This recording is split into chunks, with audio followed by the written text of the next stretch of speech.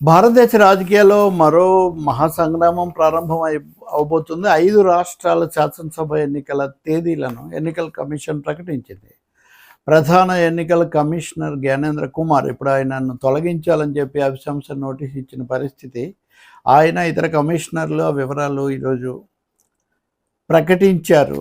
దీని మీద నిజానికి మిగిలిన వాటికంటే 5 రాష్ట్రాలకు చాలా ప్రత్యేకత ఉంది. ఇందులో ఒక అస్సాం తప్ప మిగిలిన రాష్ట్రాలు బీజేపీ గతంలో గెలిచినవి కాదు. కొన్ని అయితే అసలు ఎప్పుడు కూడా గెలిచినటువంటి పరిస్థితి లేదు. ఇది ఎలా జరుగుతుంది ఈ విషయాలన్నీ నేను ఈరోజు ఉదయమే, అంటే ఈరోజు నోటిఫికేషన్ వస్తుందని తెలిసిన విషయమే కనుక ప్రజాశక్తిలో నవ తెలంగాణలో చాలా వివరంగా ఈ ప్రత్యేకతలు ఏంటి ఇవన్నీ కూడా నేను రాశాను. ఇందాక మోదీ గురించి ఒక మీడియాధిపతి రాసిన దాని మీద స్పందించినప్పుడు కూడా కొన్ని విషయాలు చెప్పాను. ఆ వివరాల్లోకి వెళ్లే ముందు ఎన్నికల తేదీలు పశ్చిమ బెంగాల్లో గతసారి 7-8 దశల్లో జరిపారు. అనేక ఫిర్యాదులు కూడా వచ్చాయి. ఇప్పుడు అలా కాకుండా 2 దశల్లోనే ఏప్రిల్ 23, 29 తేదీల్లోనే 2 దశలుగా జరుపుతామని చెప్పి ప్రకటించారు. అది ప్రతిపక్షాలన్నీ ప్రభుత్వ పక్షంతో సహా అడిగిన మాట. అలాగే తమిళనాడులో ఏప్రిల్ 23 ఒకటే దశ, కేరళ, అస్సాం, పాండుచ్చేరి వీటిలో ఏప్రిల్ 9 ఒకటే దశ. అయితే ఓట్ల లెక్కింపు మటుకు మే 4న జరుపుతామని చెప్పి ఎన్నికల సంఘం చెప్తుంది. అంటే కొన్ని రాష్ట్రాల్లో ఈ నిరీక్షణ చాలా ఎక్కువగా ఉండేటటువంటి అవకాశం ఉంది. రాజకీయ అంశాలకు వెళ్ళక ముందు సాంకేతికంగా చూస్తే 17.4 కోట్ల మంది ఓటర్లు ఈ రాష్ట్రాల్లో ఎన్నికల్లో పాల్గొంటారు. ఇందులో పశ్చిమ బెంగాల్ పెద్దది, 6.46 కోట్ల మంది అక్కడ ఓటర్లు ఉన్నారు. అయితే ఒక 60 లక్షల మందికి పైగా ఓటర్లకు ఓట్లు ఉంటాయా లేదా అన్నది అక్కడ చాలా సందిగ్ధంగా ఉంది. దాని మీద తృణమూల్ కాంగ్రెస్, బీజేపీ వాటి రాజకీయాలు అవి చేస్తూ ఉన్నాయి. వీటితో పాటు ఒక 8 రాష్ట్రాల శాసనసభ స్థానాల ఉప ఎన్నికలు కూడా జరుగుతాయి. మహారాష్ట్రలో చనిపోయిన అజిత్ పవార్ మాజీ ఉప ముఖ్యమంత్రి, ఆయన స్థానానికి కూడా జరుగుతుంది. ఆయన భార్య ఇప్పుడు ఉప ముఖ్యమంత్రిగా ఉన్నారు, మనకు తెలుసు. సరే, ఇప్పుడు ఈ రాష్ట్రాల విషయానికి వస్తే అన్నిటికంటే ఎక్కువగా కేరళ మూడోసారి పినరాయి విజయన్ ప్రభుత్వం మళ్ళీ వస్తుందా, ఎల్డీఎఫ్ ప్రభుత్వం, లెఫ్ట్ అండ్ డెమోక్రాటిక్ ఫ్రంట్, వామపక్ష ప్రజాతంత్ర సంఘం. ఎల్డీఎఫ్ ప్రభుత్వం రెండోసారి గెలవడం అన్నది ఒక 50 ఏళ్ల కేరళ రాజకీయాల్లో అపూర్వమైన విషయం. కానీ 2017లో, 22లో, 21లో ఆ ప్రభుత్వం రెండోసారి వచ్చింది. రెండోసారి ఒక ప్రభుత్వం రావడం జరగలా కేరళలో గత 50 ఏళ్లలో. కానీ పినరాయి విజయన్ ప్రభుత్వం వచ్చింది. ఈసారి కూడా విజయన్ మళ్ళీ వస్తారు అని కాంగ్రెస్ నాయకుడైనటువంటి మణిశంకర్ అయ్యర్ ఒక సదస్సులో చెప్పడం సంచలనం కలిగించింది. అలాగే ఈ ఎన్నికల సర్వేల్లో కూడా పినరాయి విజయన్కి అనుకూలత చాలానే ఉంది అని వస్తున్నాయి. సో దీన్ని ఎలా అయినా రాకుండా చేయటం, మూడోసారి కనుక వస్తే అది ఇంకా రికార్డే అవుతుంది కేరళకు సంబంధించినంత వరకు. చాలా పథకాలు వీటన్నిటితో నడుస్తూ ఉంది ఆ ప్రభుత్వం. కాంగ్రెస్, యూడిఎఫ్ ఏమో వాళ్ళ అభ్యర్థులను కూడా ప్రకటించారు. రాహుల్ గాంధీ అక్కడి నుంచి వైనాడ్ నుంచి వచ్చారు, ఆ స్థానంలో తర్వాత ప్రియాంక వచ్చారు. వాళ్ళ ఫోకస్ ఎక్కువగానే ఉంది. కానీ మొన్న స్థానిక ఎన్నికల్లో ఎల్డీఎఫ్ కొంత దెబ్బతింటాం, తిరువనంతపురం కార్పొరేషన్ బీజేపీకి రావటం, వీటన్నిటిలో కాంగ్రెస్, బీజేపీ ఎల్డీఎఫ్ను ఓడించడానికి చేతులు కలుపుతున్నాయనే ఆరోపణ సిపిఎం కానీ వాళ్ళు చేస్తూ ఉన్నారు. ఇప్పుడు మళ్ళీ శబరిమల కేసు సరిగ్గా ఇప్పుడే సుప్రీంకోర్టులో తిరగదొట్టడం కూడా జరుగుతుంది. అని మరి మనం ఎప్పుడైనా మాట్లాడదాం. సో ఈ విధంగా యూడిఎఫ్ నుంచి ఒక ప్రధానమైన ప్రత్యర్థి, రెండోది ప్రత్యక్షంగా ప్రధాని మోదీ, హోంమంత్రి అమిత్ షాలతో సహా, ఆర్ఎస్ఎస్తో సహా రంగంలోకి దిగి కేరళలో ఎలా అయినా పాగవేయాలని ఒక ప్రయత్నం. గతసారి లోక్సభ ఎన్నికల్లో, స్థానిక ఎన్నికల్లో బీజేపీ కొంచెం మెరుగుదల సాధించింది. కానీ రాజకీయ అధికారంలో సవాల్ చేయగలిగిన స్థితిలో వాళ్ళు ఉన్నారని ఎవరు చెప్పలేరు. కానీ వీళ్ళు చేతులు కలపడం వల్ల కొన్ని చోట్ల ఫలితాలను ప్రభావితం చేసే అవకాశం ఉంది. ఏదైనా మణిశంకర్ అయ్యరే పినరాయి విజయన్ మళ్ళీ వస్తాడు అని చెప్తూ ఉంటే దాన్ని ఎవరు తక్కువ అంచనా వేయలేరు. సర్వేలు కూడా అలాగే ఉన్నాయి. కేరళలో సర్వే పూర్తి చేశారు. ఇక తమిళనాడులో కనుక చూస్తే డిఎంకే కూటమి చాలా బలంగా ఉంది. గత లోక్సభ ఎన్నికల్లో 39 స్థానాలు 39కి 39 ఈ కూటమే గెలుచుకుంది. అన్నాడీఎంకే చెదురుమదురు అయిపోయింది, చెల్లాచెదురైంది. వాళ్ళేం పెద్దగా పుంజుకున్నది లేదు. ఆఖరకు ముఖ్యమంత్రిగా జయలలిత విధేయుడుగా ఉన్నటువంటి పన్నీర్ సెల్వం కూడా వచ్చి డిఎంకేలో చేరారు. పళనిస్వామి ఆయన నాయకత్వంలో ఉన్న వర్గం ఒకవైపు, వాళ్లతో బీజేపీ కలిసి వ్యవహరిస్తుంది. ఈ లోపల శశికళ మాజీ డాన్ జయలలిత నెచ్చెలి, ఆమె వచ్చి ఆమె సొంత పార్టీ ఆమె పెట్టుకున్నారు.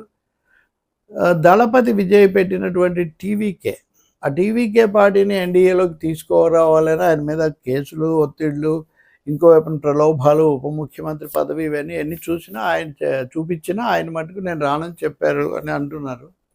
అక్కడ కూడా కేకే సర్వే ప్రకారం చూస్తే ఓట్ల శాతంలో డిఎంకే బాగా ముందుంది. ఈ ముగ్గురికి కలిస్తే డిఎంకే కూటమికి సమానంగా వస్తున్నాయి. కానీ ఇప్పుడు టీవీకే వెళ్ళినప్పుడు అది జరిగేటటువంటి పని కూడా లేదు. రెండవది సనాతన ధర్మం, హిందుత్వ అనేదాన్ని అదే పనిగా బలంగా రుద్దటం అన్నది ద్రవిడ రాజకీయాలు, హేతువాద ఉద్యమాలు, అలాగే బీసీ వర్గాలు ఇవన్నీ ఉన్నటువంటి తమిళనాడులో అది ఏమాత్రం చలామణి కాదు అనే అభిప్రాయం కూడా రాజకీయ వర్గాల్లో బలంగా ఉంది. వ్యక్తిగా చూస్తే స్టాలిన్ సీనియారిటీ, ముఖ్యమంత్రిగా ఆయన పాలన, ఇవన్నీ కూడా బలంగా ఉన్నాయి.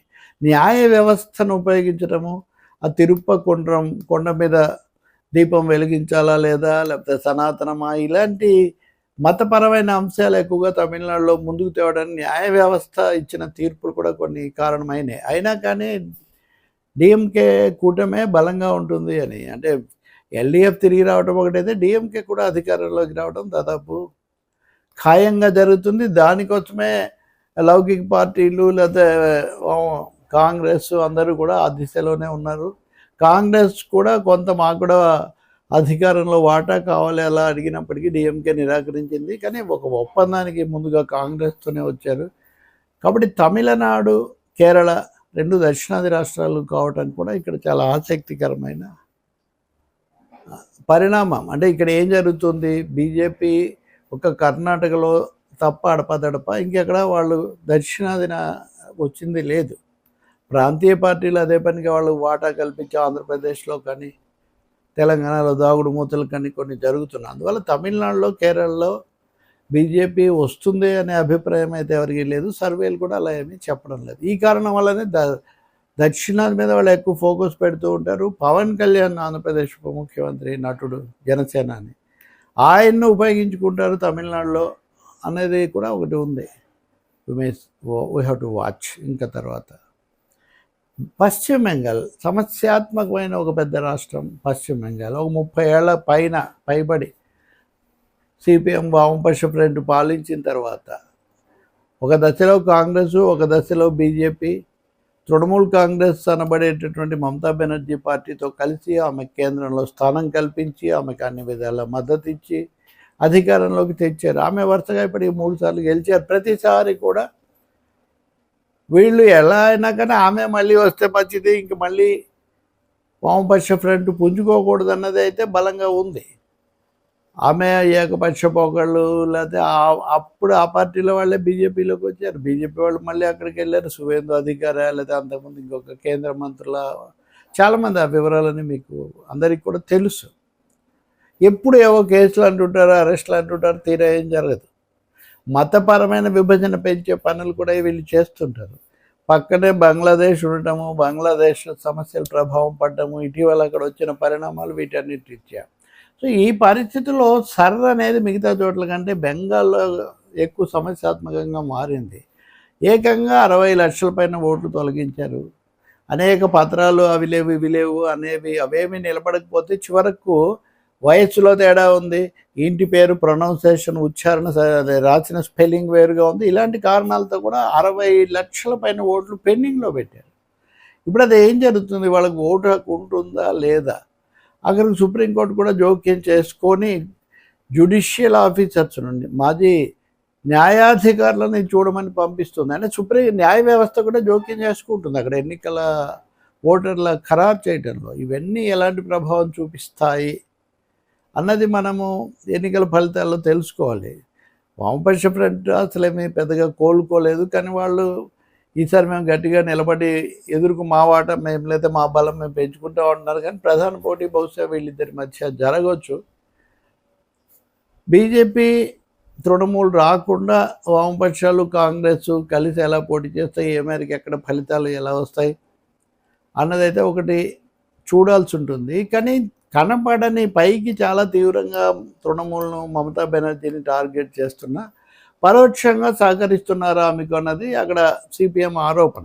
ఇప్పుడు ఉదాహరణకు ఈరోజు చూడండి, డిఏ ఉద్యోగులు డిఏ పెంచుతూ ఈరోజు సాయంత్రం 4 గంటలకు మమతా బెనర్జీ ప్రకటన చేస్తారు అని ఎన్నికల సంఘం అక్కడ తేదీలు ప్రకటిస్తుంటే ఆ సమయంలో కోడ్ ఆఫ్ కాండక్ట్ ప్రవర్తన నియమాలు అమల్లోకి వస్తే మీరు ఎలా ప్రకటిస్తారు, కానీ ఏం పర్వాలేదు మాకేం అభ్యంతరం లేదని చెప్తారు సిఈసి జ్ఞానేష్ కుమార్. అదే మీరు తమిళనాడులో 2-3 నెలల ముందు నుంచి వాళ్ళ పథకాలకు ఆటంకాలు పెడుతున్నారు, కేరళలో కూడా అదే చేశారు.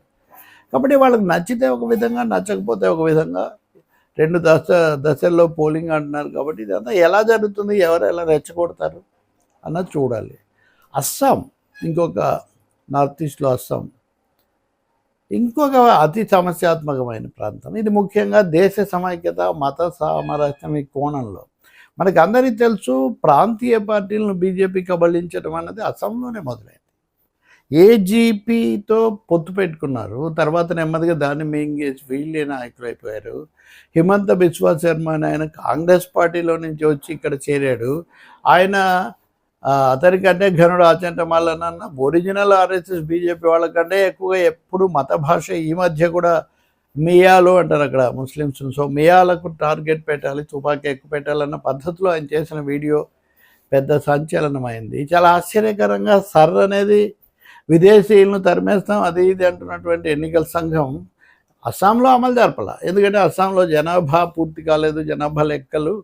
కాబట్టి అని అక్కడ సరి జరపకుండా స్పెషల్ ఇంటెన్సివ్ రివిజన్ కాకుండా స్పెషల్ రివిజన్ మట్టుగా జరిపారు, నాట్ ఇంటెన్సివ్. అంటే వాళ్ళ ఇంటెన్షన్సే వేరు. మోదీ కానీ అమిత్ షా కానీ అస్సాంకు బెంగాల్కు చాలా ఎక్కువగా వెళ్ళారు. అనేక వాగ్దానాలు, అనేక పథకాలు, వ్యూహాలు రచించారు. ఇవన్నీ ఎలా ఉంటాయనేది ఫలితాలతో మనకు తెలుస్తుంది. కానీ ప్రతిపక్షాలు ఒక తీవ్ర విమర్శ చేసాయి. మోదీ రాష్ట్రాలన్నిటికీ వెళ్ళి 1 రౌండు 2 రౌండ్లు పర్యటనలు ముగించి గ్రీన్ సిగ్నల్ ఇచ్చాకే పర్వాలేదని బీజేపీ అనుకున్నాకే ఎన్నికల సంఘం తేదీలు ప్రకటిస్తుంది అని. సరే, పాండిచ్చేరి తమిళనాడుతో పాటు రాజకీయాల ప్రభావం అక్కడ పడుతుంటుంది. కానీ తమిళనాడులో రాలేకపోయినా బీజేపీ పాండిచ్చేరిలో అధికారంలోకి వచ్చింది. అక్కడ ఎన్ఆర్ కాంగ్రెస్ అనే రంగస్వామి అనే మాజీ ముఖ్యమంత్రి ఆయన ఒక విడిపోయి కాంగ్రెస్ నుంచి పార్టీ పెట్టుకుంటే ఆ పార్టీతో చేతులు కలిపి పాండిచ్చేరిలో బీజేపీ అధికారంలోకి రాగలిగింది. సో ఇప్పుడు తమిళనాడు, కేరళ ఈ రాష్ట్రాల్లో బీజేపీకి అవకాశాలు లేవు. బెంగాల్లో ప్రధానమైన ప్రతిపక్షంగా చాలా స్థానాలు కలిగి ఉంది. అక్కడ తృణమూల్కు దానికి మధ్యలో సాగే లాలుచి కుస్తీ అంటాయి వామపక్షాలు, అది ఎలా పరిణమిస్తుందో చూడాలి. అస్సాంలో ఖచ్చితంగా తీవ్రమైన భాష, మతపరమైన ఉద్రిక్తతలు అక్కడ ఇటు ఏజీపీని, ఆ తర్వాత ఇంకొక పార్టీ మైనార్టీలకు సంబంధించిన పార్టీ వాళ్ళని కలుపుకొని అక్కడ రాజకీయం నడుస్తుంది. పాండిచ్చేరి చిన్న రాష్ట్రం, చిన్న ఇదిగా నడుస్తుంది. ఇవన్నీ ఎలాంటి ఫలితాలు ఇస్తాయి. కానీ ఇక్కడ చివరిగా 2 మాటలు మనం చెప్పుకోవాల్సింది ఏంటంటే, మోదీ 3వ అధికారంలోకి వచ్చాక మామూలుగా గెలవలటం సాధ్యం కాదు అని 2 రాష్ట్రాల్లో తేలాక సర్రనే ప్రక్రియ తీసుకున్నారు. ఇది ఓటు హక్కును, తర్వాత ఎన్నికల ప్రక్రియను తీవ్రంగా ప్రభావితం చేసి ఒక విధంగా కుదిపేసింది. అది ఎలా ఉంటుంది అన్నది ఇప్పుడు తేలాలి. ఇంకోటి, దేశవ్యాప్త పార్టీగా బీజేపీ రాగలుగుతుందా లేదా, అలా దక్షిణాది అంటే వింధ్య పర్వతాలు బ్రేక్ అంటారే, వింధ్య పర్వతాల బ్రేక్ అలాగే ఉంటుందా, అది ప్రధానంగా ఉత్తరాది రాష్ట్రాల పార్టీగా ఉంటుందా అన్న అంశం కూడా ఇక్కడ కీలకమవుతుంది.